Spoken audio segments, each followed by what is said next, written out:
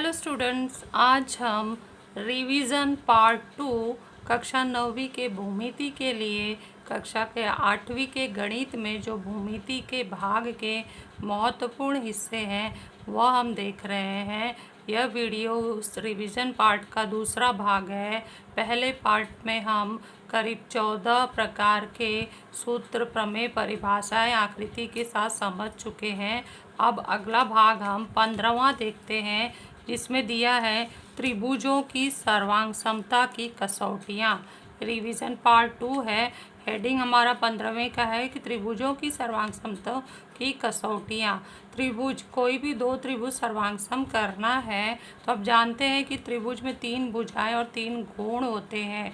3 भुजाओं की जोड़ियाँ दूसरे 3 त्रिभुज के तीनों संगत जोड़ियों से सर्वांग सम करना और त्रिभुज के 3 कोण दूसरे त्रिभुज के 3 कोणों के साथ सर्वांग सम करना। तो ये बहुत लंबा विधि हो जाएगा। इसी का शॉर्ट करके एक प्रकार का टेस्ट बनाया गया है जिसकी सहायता से हम दो त्रिभुजों को सर्वांग सम कर सकते हैं। और वो जो टेस्ट है SAS test, SSS test, ASA test, AAS test और कर्णभुजा प्रमेय, या हम कहते हैं हाइपोटेनस साइड टेस्ट या हाइपोटेनस साइड थ्योरम, उसका उपयोग करके हम दो त्रिभुजों को सर्वांग सम आसानी से कर सकते हैं, क्योंकि उसमें हम 6 जोड़ियां नहीं बल्कि 3 जोड़ी लेते हैं, जो इस नाम से ही पता चलेगा। अगर हम पहला देखें भू कसौटी, तो भुजा, इसका पूरा नाम है भुजा कोण भुजा कसौटी, और अंग्रेजी में कहते हैं साइड एंगल साइड टेस्ट कहते हैं, जिसमें हम ध्यान से देखें तो दो त्रिभुजों के दो संगत भुजाओं को जोड़ियाँ और उनमें समाविष्ट कोण यदि सर्वांगसम हो जाए तो ये दो त्रिभुज सर्वांगसम हो जाते हैं, जो यहाँ कथन लिखा गया है। यदि किसी त्रिभुज की दो भुजाएं तथा उनमें समाविष्ट कोण दूसरे त्रिभुज की दो संगत भुजा तथा उनके द्वारा समाविष्ट कोण के सर्वांगसम हो तो वे दो त्रिभुज परस्पर सर्वांगसम होते हैं। तो आपको इस कसौटी का नाम अंग्रेजी में, हिंदी में याद रखना है, डायग्राम याद रखना है कि कैसे ये पहली जोड़ी भुजा की है, दूसरी जोड़ी, और जो तीसरा जोड़ी हमने कोण लिया है वो दो भुजाओं के बीच का होना चाहिए, साइड में नहीं होना चाहिए। ऐसे ही यहाँ भी दो भुजाओं के बीच में होना चाहिए। तो ये आकृति भी चिन्हों के साथ समझ लेना है। नेक्स्ट हम दूसरा कसौटी चलते हैं, भुजा भुजा भुजा कसौटी, साइड साइड साइड टेस्ट, जिसमें दोनों त्रिभुजों की तीनों भुजाओं की संगत जोड़ियाँ यदि सर्वांगसम हो तो ये दोनों त्रिभुज सर्वांगसम होते हैं।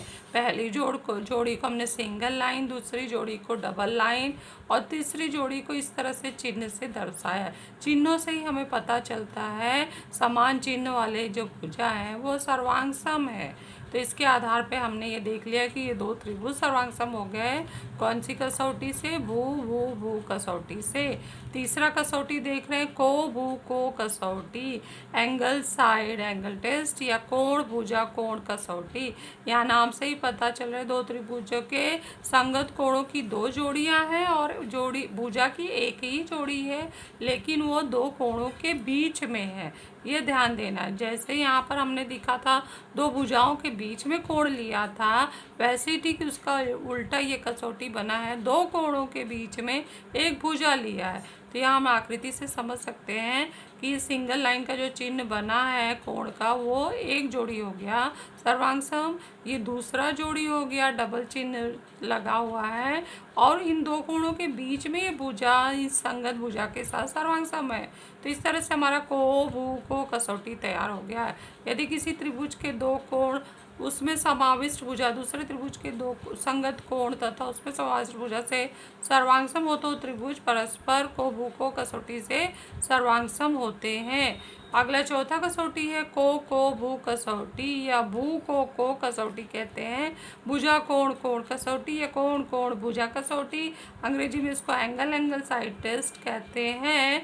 इसमें क्या होता है, पहले के ही तीसरे की तरह दो कोण और भुजा होते हैं, लेकिन दोनों में अंतर ये है कि यहाँ पे जो भुजा थी वो दो कोणों के बीच में थी, और यहाँ जो दो भुजा है ये दो कोणों की असामान्य भुजा है, दो कोणों के बीच की भुजा नहीं नहीं है, सामान्य भुजा नहीं है। यही ध्यान देने वाली बात है। इसमें बच्चे बहुत सारी गलतियां करते हैं। यदि किसी त्रिभुज के दो कोण उसमें समाविष्ट न हो, ऐसी भुजा दूसरे त्रिभुज के दो संगत कोण तथा उसमें समाविष्ट न हो ऐसा बोला गया, ध्यान देना। ऐसी संगत भुजा से सर्वांग सम हो तो वे दोनों त्रिभुज परस्पर को भू कसौटी से सर्वांग सम होते हैं। ये हमारे 4 कसौटियाँ हो गई डायग्राम के साथ। आप 8वीं में पढ़ चुके हो, 9th में इसका रिवीजन करते रहना है, क्योंकि इसका उपयोग 9वीं में भी और 10वीं में भी बहुत है। अब हम चलते हैं आगे, 5वां कसौटी देखते हैं। इस पेज का आप लोग स्क्रीनशॉट ले लीजिए और इसको लिख लीजिए समझ के। अब अगले हम इसमें आगे बढ़ते हैं। 5वीं कसौटी, 15वें की 5वीं कसौटी है कर्ण भुजा कसौटी, हाइपोटेनस साइड टेस्ट। इस पे कि किस त्रिभुज में लागू होता है? ये एक और केवल एक प्रकार का त्रिभुज समकोण त्रिभुज में लागू होता है, क्योंकि समकोण त्रिभुज में ही कर्ण पाया जाता है और 2 संगत भुजाएं भी होती हैं जो लंब बनाती हैं। तो यहाँ पर किसी समकोण त्रिभुज का कर्ण और एक भुजा दूसरे त्रिभुज के समकोण त्रिभुज के कर्ण तथा संगत भुजा के साथ सर्वांग सम हो तो त्रिभुज परस्पर कर्ण भुजा कसौटी से सर्वांग सम होते हैं। ये डायग्राम द्वारा समझा दिया गया है। अब आगे हम गणित के पाठ में 8वीं के ये भी देखे थे कि जब क्षेत्रफल का पाठ आया था तो उसको हम अच्छे से डिटेल में क्षेत्रफल के सूत्र ज्ञात किए थे। तो वो वहाँ ज्ञात किया हुआ सूत्र यहाँ आपको याद होना चाहिए, क्योंकि इसका उपयोग 9वीं और 10वीं में बहुत जगह होता है। तो इसलिए हम सूत्र देख लेते हैं। समांतर चतुर्भुज का क्षेत्रफल बराबर आधार गुणे ऊंचाई। समचतुर्भुज का क्षेत्रफल बराबर 1/2 गुणे विकर्णों की लंबाइयों का गुणनफल। तीसरा, समलंब चतुर्भुज का क्षेत्रफल बराबर 1/2 गुणे समांतर भुजाओं की लंबाइयों का योगफल गुणे ऊंचाई। चौथा, वर्ग का क्षेत्रफल बराबर भुजा का वर्ग। आयत का क्षेत्रफल बराबर लंबाई गुणे चौड़ाई। समकोण त्रिभुज का क्षेत्रफल 1/2 गुणे समकोण बनाने वाली भुजाओं का गुणनफल।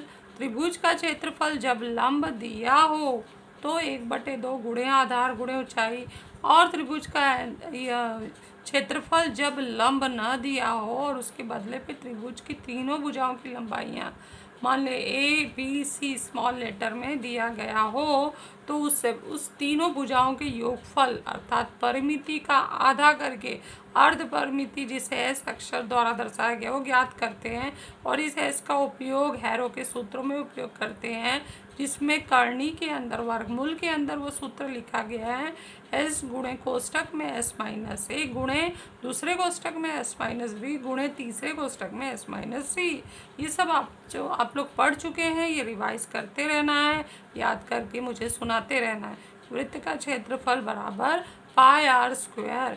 तो ये सारे हमने क्षेत्रफल वाले सूत्र पढ़ लिए जो बहुत ही महत्वपूर्ण हैं।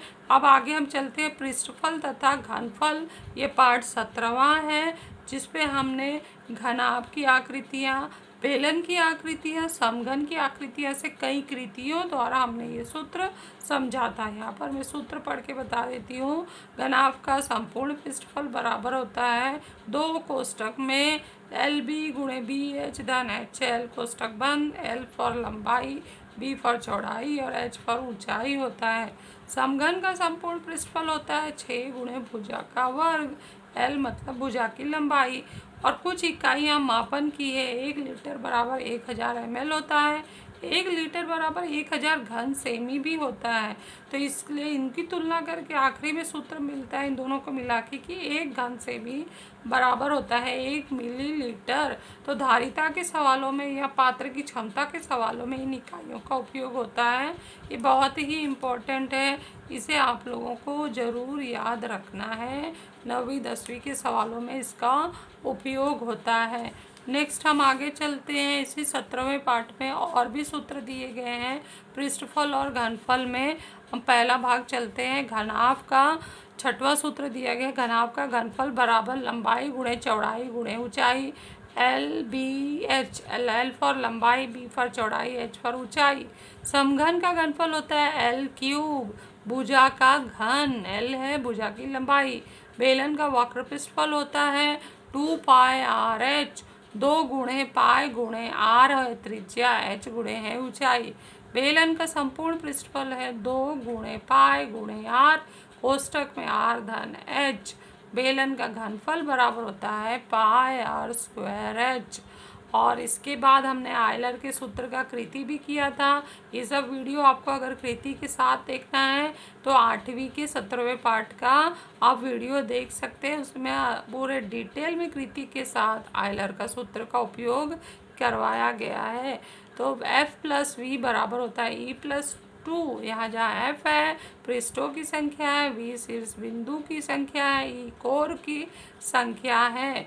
फिर उसके बाद हम आखिरी में चलते इस पार्ट का कि वृत्त की जीवा का गुणधर्म, जो बहुत ही महत्वपूर्ण है 9th के लिए भी और 10th के लिए भी। इसमें हमने कृति द्वारा ये मान ज्ञात किया था। इसको भी आप 17वें पार्ट के वीडियो में 8वीं के देख सकते हो डिटेल में। यहाँ पे सूत्र के रूप में आपको याद रखना है, वृत्त और जीवा का गुणधर्म बोले तो हमेशा ये बताना है कि वृत्त के केंद्र से जीवा पर डाला गया लंब जीवा को समद्विभाजित करता है, 2 समान भागों में बांटता है। यदि ओपी लंब जीवा ए बी तो एपी बराबर होता है पीबी।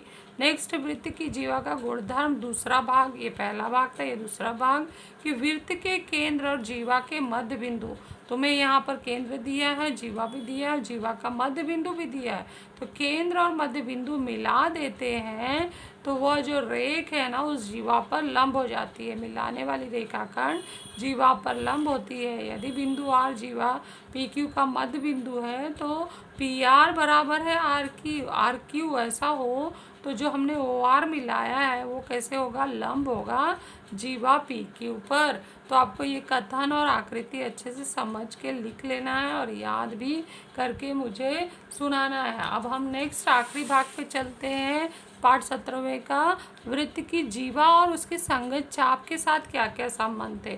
तो 3 गुणधर्म महत्वपूर्ण हैं। वृत्त यदि 2 चापों के माप समान हो तो उसे सर्वांगसम चाप कहते हैं। तो इसका पहला आकृति यहाँ बना है, यहाँ से मैं समझा देती हूँ। चाप क्या होता है, वृत्त का ही भाग होता है, छोटा भाग जो वृत्त पर स्थित होता है। तो यहाँ पे मैंने AXB पहला चाप बना दी हूँ। तो इसका माप हमें कैसे निकालना है ये कृति द्वारा समझाया गया था कि जब भी किसी चाप का माप निकालना है तो उसके अंत बिंदु को केंद्र से मिला दो तो तैयार हो जाता है यहाँ पे केंद्रीय कोण। केंद्रीय कोण को हमें क्या करना है, चांदे की सहायता से नाप लेना है। जैसे कि यहाँ पे अगर माप मुझे चाप का निकालना है तो इसको मैं मिला दूंगी इस तरह से। मिलाने पर कोण तैयार हो गया। ये जो केंद्रीय कोण है ना इसका माप चांदे की सहायता से निकालोगे। मान लिया कि ये मेरे लिए ये 70 अंश आ गया है तो जो निकालोगे तो ये 70 अंश माप किसका हो गया, चाप AXB का। यहाँ भी लिख सकते हो। तो यहाँ पर माप चाप लिखने का ढंग है, माप चाप AXB बराबर आ गया 70 अंश। अब दूसरा माप चाप PQR दिया है, इसका माप निकालना है तो आप क्या कर सकते हो, पुनः इसको यहाँ पे मिला दो इसको और मिलाने के बाद चांदा रख के इसका माप निकाल लो।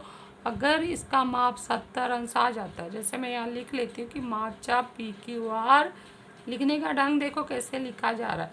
70 अंश आया, ये भी 70 अंश आया, तो ये चाप जो है ना कोण, केंद्रीय कोण का मान 70 अंश आया तो चाप का माप भी 70 अंश हो जाएगा। तो इस चाप का माप 70 अंश, इस चाप का माप 70 अंश, दोनों चापों का माप समान हो गया और इसलिए दोनों चाप कैसे होंगे, सर्वांगसम। इसलिए चाप AXB सर्वांगसम है चाप PQR। तो इस तरह से आपको लिख लेना है ये, आप इसका स्क्रीनशॉट भी ले सकते हो। अभी 2 और गुणधर्म समझा दूँ तो हमारा यहाँ पर पोर्शन पूरा हो जाएगा, रिवीजन पार्ट का सेकेंड पार्ट पूरा हो जाएगा। और इसके बाद हम कक्षा जो 9वीं का है उसकी भूमिति का पार्ट शुरू करेंगे और आपको ये सब सूत्रों का रिवीजन करते रहना है और 5-5 के सेट में रोज़ सूत्र मुझे याद करके ऑडियो की सहायता से भेजते रहना है। तो यहाँ पर दूसरा हम गुणधर्म देख रहे हैं, किसी वृत्त के चाप सर्वांगसम हो तो उनकी संगत जीवाएं भी सर्वांगसम होती हैं। तो ये दूसरी आकृति बनाई गई, उसमें ये चाप लिया गया है और इस चाप का माप जो है मान लीजिए सर्वांगसम है। तो चाप का माप जो भी है निकालना कैसे यहाँ मैं बता दी हूँ। तो इस चाप का माप इस चाप के माप के बराबर है। तो यहाँ पे हम लिखेंगे हमें क्या दिया गया, यदि चाप LXM माप बराबर है माप चाप ABC, दो चापों के माप समान है तो उनकी संगत जीवाएं भी सर्वांगसम होती हैं। बहुत ही महत्वपूर्ण प्रमेय है, 10वीं में उपयोग में आते हैं। तो लिखेंगे तो जीवा LM सर्वांगसम है जीवा AC, ये जीवा सर्वांगसम हो जाएगा यदि ये चाप और ये चाप के माप समान हो। नेक्स्ट इसी का ठीक उल्टा तीसरा गुणधर्म है कि किसी वृत्त की जीवाएं सर्वांगसम हो तो उनकी संगत चाप भी सर्वांगसम होते हैं। ये वृत्त की जीवाएं हैं सर्वांगसम होते हैं। यहाँ पे मैंने आकृति में देखो लिया गया XZ जीवा है, UW जीवा है, दोनों पर समान का चिन्ह लगा है। ये दोनों जीवा यदि समान है तो इनके पीछे बना हुआ जो चाप है XYZ, चाप XYZ का माप चाप UVW के साथ समान होगा। तो हम यहाँ में लिख सकते हैं कि यदि जीवा XZ सर्वांगसम है जीवा UW तो क्या हो जाएगा, तो चाप XYZ सर्वांगसम होता है चाप UVW। तो इस तरह से हमारा ये जो रिवीजन का भाग पूरा हुआ। आप इसका भी स्क्रीनशॉट ले लीजिए, अच्छे से लिख लीजिए और इसका हर समय रिवीजन करते रहना है। ये हमारे सूत्र है भूमिति का। अगर आप लोगों को ये याद है तो कक्षा 9वीं का भूमिति आसानी से समझ में आ जाएगा। Thank you.